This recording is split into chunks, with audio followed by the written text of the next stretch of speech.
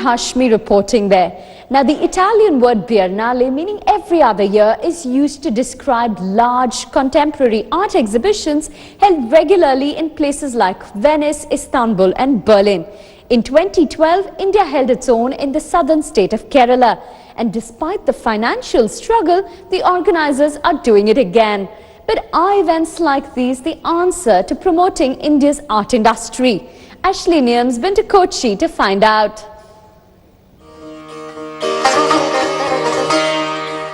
Sights, sounds, and words.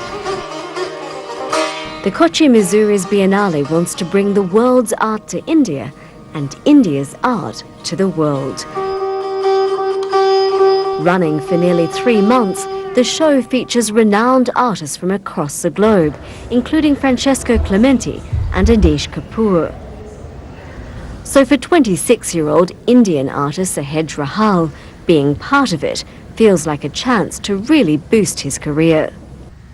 Starting out, it's really difficult because there's almost no institutional overarching support for artists who sort of graduate. Being part of the Biennale over here is quite amazing because I get to be part of a conversation with my mentors and my heroes. But opportunities like this don't come cheap. This Biennale is expected to cost $4 million, 60% more than the first event 2 years ago. And just like that show, this one was hit by financial troubles too.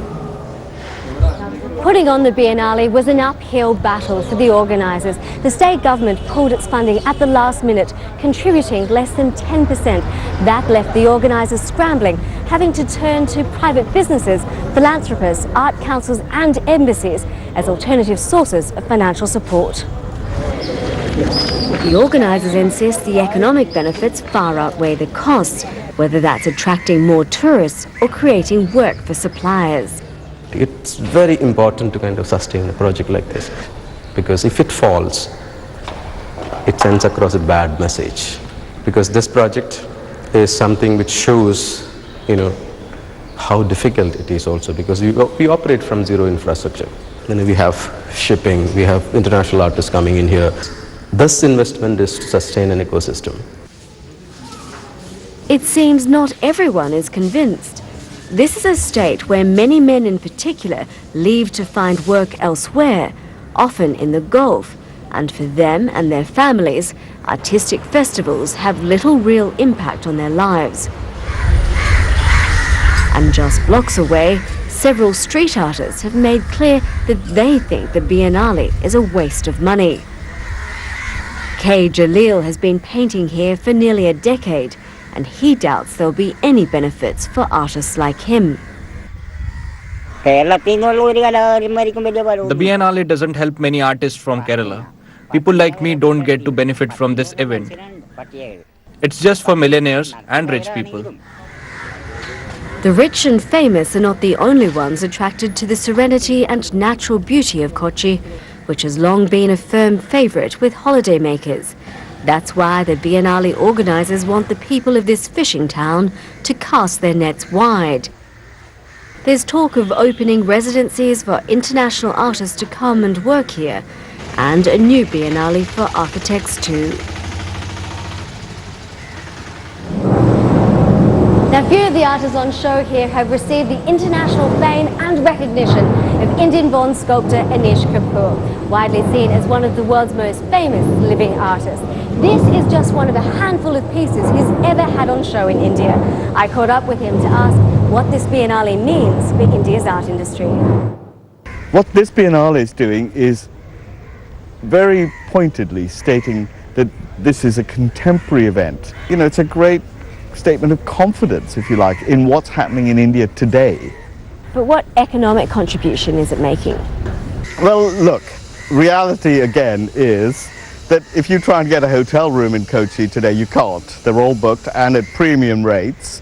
You can't get a restaurant space.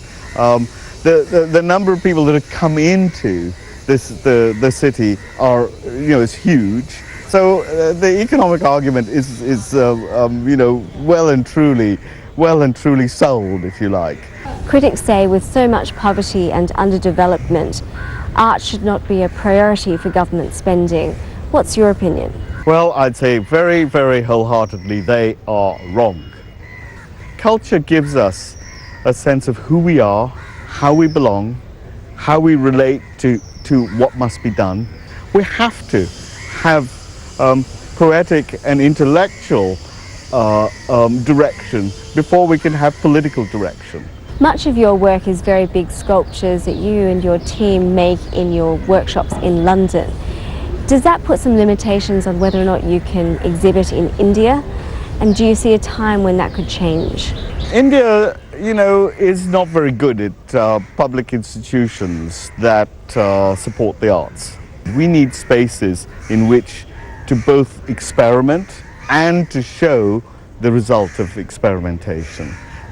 So that's a fledgling process here. Now, I have no doubt that it will grow and become more significant because of events like this one. But we can't do that in a vacuum. You know, government needs to pay attention. We're seeing more Indians collecting art, with the Christie's auction recently pulling in $12 million last month. But it's still lagging behind China. What's needed for that to change? It's a process. We need to build, by doing events like this, we don't just build artists and their confidence and their career, but we also educate a public in how to look. We educate collectors in how to go through the process of acquiring work from younger artists. That's a process. It can't happen just like that. So the auction houses will follow. It'll take a little time, but they'll follow. Indian-born sculptor Anish Kapoor speaking to Ashley Niam there. Okay, it's time now to take a short break, but when we come back, one of India's top fashion designers